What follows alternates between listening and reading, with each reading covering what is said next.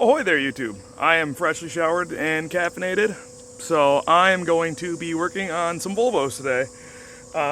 This is actually one of the first days that I got a Saturday and a Sunday completely open, so I'm pretty stoked. Unfortunately, my garage is a little bit full of some stuff right now, so I can't quite be doing anything in there, sadly. And it's going to be like 92 degrees today, so this is going to be fun.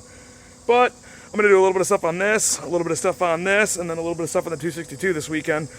But for starters, you know what it is when you get a brand new toy. Just kind of want to play with that instead. So I'm going to leave these to the side for right now. And where are you getting this thing clean? I'm going to get it on jack stands, check out the tie rod end, see what's going on with that. And then maybe do some fluid changes and kind of give everything a once over and just see how everything looks and get everything shined up and see what comes of it. So I'm going to set you guys up on a GoPro time lapse and get some stuff cleaned out. Stay tuned.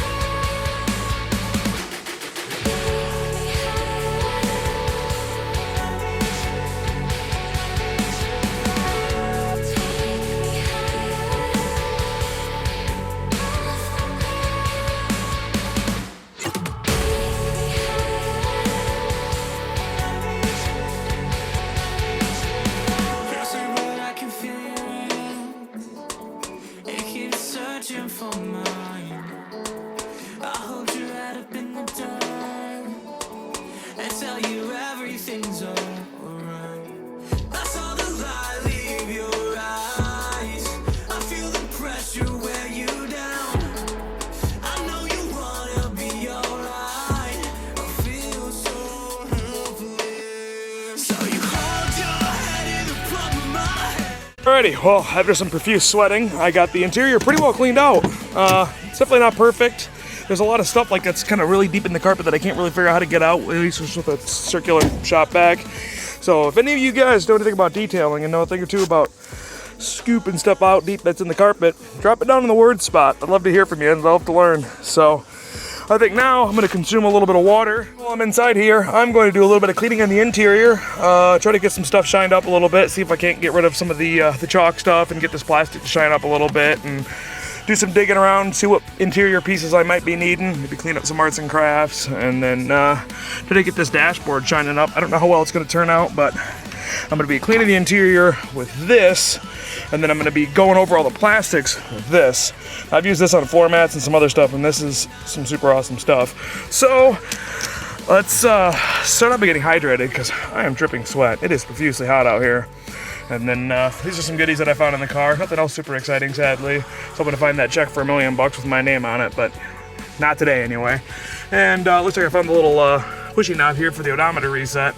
Now I do believe that this odometer does not work, and so I'm going to be taking that apart, seeing if I can't get that situation figured out. And I'm definitely going to get rid of this clock and put a tack in here and see if I can't get one of these mini clocks in this spot over here. So anyway, yeah, let's get moving. Alright, one of the things the previous owner had told me about is that underneath here there was a little bit of change. So I popped off the two screws and popped the top off, and I found 50 cents. So already this car is paying me back. And then in there's quite a bit of change. So I don't know if this knob's coming off very easily or not. I'm probably just going to leave it on and work around it. But I'm going to go grab some pliers, see if I can't fish out some of this change. So yeah, let's go knock that out real quick. Well, I had to take it a little bit farther apart than I had anticipated, but I seemingly got all the change out of it. I'm sure there's an extra coin or two floating around in there somewhere, but look at that. I made like $4 in this car already. That's like $1 an hour. So, yeah, I'm going to go ahead and throw it in the, well, clean that out and then throw it in the ashtray. And then I'll have some toll funds or maybe a free Red Bull. Anyway, I'm going to move on and keep cleaning the rest of this interior out. Alrighty, well, I got the interior shined up. I got the arts and crafts off the glass with a little bit of rubbing alcohol. Usually I just bathe in this stuff whenever I get poison ivy, but it works pretty good for this too. And the inside's looking pretty nice. The dash has got some good shine to it, along with all the other trim pieces and stuff like that. It's definitely not the most perfect cleaning job. I'm no detail guy, but I'm always looking for tips and tricks, so feel free to leave them down there for me. And floor mats aren't as shiny as I could have done with them, but I just kind of rinse them off with water. So that might be a job for a little bit later, but For now, I was thinking about dumping some of that acid stuff in here to clean all this stuff out, but I think I'm gonna wait until after I get it jacked up and then check out this tie rod end and see what's going on with that, because I really don't want to be laying in acid and break out in a rash, because that might have happened last time to one of my buddies. Oops, sorry, Tony. And then we'll kind of go from there. So I guess we'll get her up on jack stands and give her a look underneath and see how everything looks, and kind of keep moving forward. Alrighty, well, I got her jacked up and on some jack stands. Let's give her a quick once around and see how everything looks underneath here. This valance is definitely a little bit loose. It was falling up when we got there, so I'm gonna have to stitch that back in line. But when I was jacking it up, I noticed the motor wanted to move quite a bit, so it definitely needs motor mounts, which isn't surprising. Crank seal seems to be leaking, which isn't a big deal. I'll do that when I do the timing belt. It's fairly rusted underneath here, but all things considered, it's not too bad. Here's the broken tie rod end right here. Quite obviously, it's pretty bent, it looks like. I don't know how the rack fared, but it looks like it's all okay. So I can probably get away with just doing inner and outer tie rods, which is what I'm going to attempt to do anyway. Might be bent up here too, but either way, not terrible. Looks like it might, yeah, I have to chew a shakedown and see how the bottom end looks, but it looks like it might need ball joints too. It definitely needs struts. Looks like they're not as rusted as the Canadian 245 was, which is a pleasant surprise. It looks like it's got a tranny fluid leak. It's been leaking underneath there. I mean, there's some spills from before, but that's pretty fresh, so. These bolts are feeling okay. There's pretty good tension on them. The AC compressor isn't locked up, which is a bonus. This belt's pretty loose. Oh, this whole compressor is actually kind of loose. Yeah, this whole compressor is loose on the power steering bolts. We'll have to snug that up. Yeah, it looks like it's, oh, it doesn't even have a bolt up there. The bolt's missing. Well, that's an easy fix. So it's got a newer looking air filter in it. I'll have to see how it is. That little pipe that runs over to the exhaust to kind of warm it up. The intake is no good, but that's not a big deal either. Looks like we got a little bit of leakage going on up there where the water pump is. I don't know if that's the weep hole or if that's just some drop down from everything else, but you probably can't really see it because I'm shaking the video with my hand, but motor mounts are definitely cooked. This is an easy job to change them. I mean, it isn't super easy, but it's definitely not difficult. So let's curl around underneath here. Oil pan, it's definitely got a little bit of leakage going around, but that's not too bad. The control arm bushings are in okay shape, which is a bonus. Yeah, we definitely got some leaking going on in the pan here. I don't know if it's this drain plug. Looks like it's kind of leaking out from over here, so I can't get a good camera angle on it. So maybe it's just this hot line right here's got a little bit of leaking going on. I know it's pretty low on tranny fluid, so I might top it off. There's that passenger mount. It looks a little bit not great. Outside of that, it looks alright.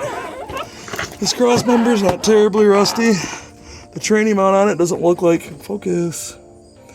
The tranny mount on it doesn't look like the worst thing in the world. It ain't particularly amazing by any means, but. And then, still got the catalytic converter on it.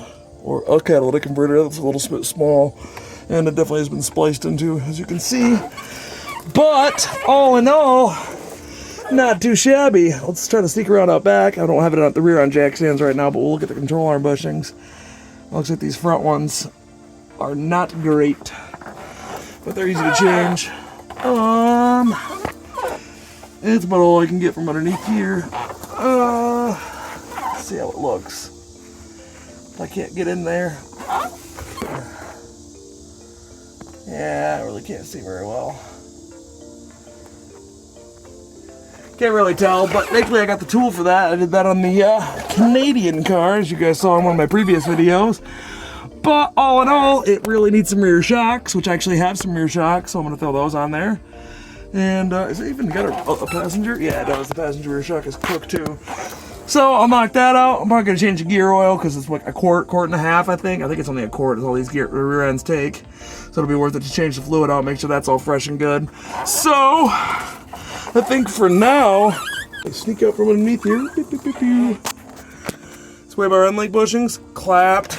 Brakes, clapped. I don't know if it's the calipers are bad, but we're going to go ahead and assume it's not. It is a single brake line caliper, which will be very different for me if I do end up changing them, because I'm used to these dual caliper setups, but this is an ABS car, as you guys probably noticed. Sorry, the camera angles aren't great. But, yeah. I'll go pile together a cart, get some stuff ordered on it, and then we'll knock out some other stuff next week. I think I'll just wait and do the oil change and some bushings and the shocks and everything like that all at the same time. Definitely need sway bar bushings. These bushings are completely popping out. So, that's not too bad. I'm pretty stoked. It's not as bad underneath here as I thought. I definitely gotta get a bolt for this too, because that's no good. It's just gonna skip a belt eventually and stretch the belt out, because yeah, that's got quite a bit of play. But that's easy stuff. That's pretty good underneath there. It definitely needs some trim pieces, as you guys can see. I'm gonna see about getting those maybe glued down or something like that. I don't really know 100% the what, when, where, why, and hows of trim pieces, but I'll do some Google fooing and do some research and see what I can figure out. But for now, I'm gonna go ahead and get some parts ordered up and then start knocking things out. I think once I get it in the garage and can actually do this, I'm going to shine this up with the same stuff that I used on the that 945 turbo wagon that I had. If you guys remember watching that video, it was like, I think it was in January or something like that. But for now, since I'm not going to be doing anything else, let's go ahead and dump some of that. Actually, this stuff kind of rinsed out a little bit. Yeah, I'll pop the hood and do a little bit of digging around. If that doesn't come out real great, I'm just going to dump some of that acid stuff in there and let it eat some crap away, because that stuff worked amazing. Get the hood pop.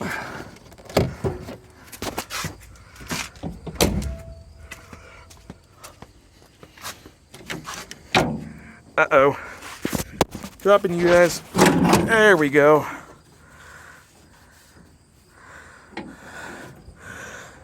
Yeah, let me do some cleaning up in here.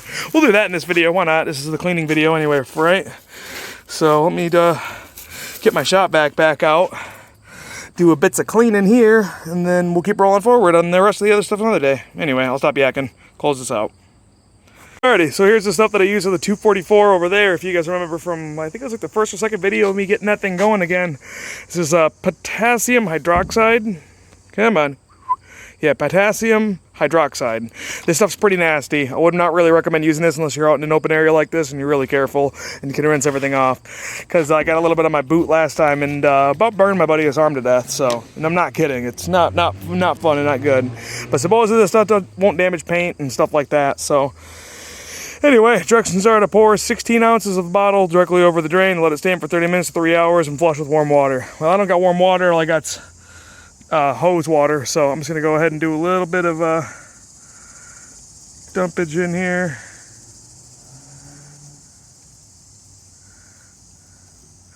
We'll let that sit there and soak. I'm gonna go get some paper towel and wipe everything up over here. And we'll let that kind of do that. Looks like it's coming out of the drains already, so they probably aren't even that dirty in comparison to that car. That car been sitting out in the pine tree area for sure. Nasty mud water coming out.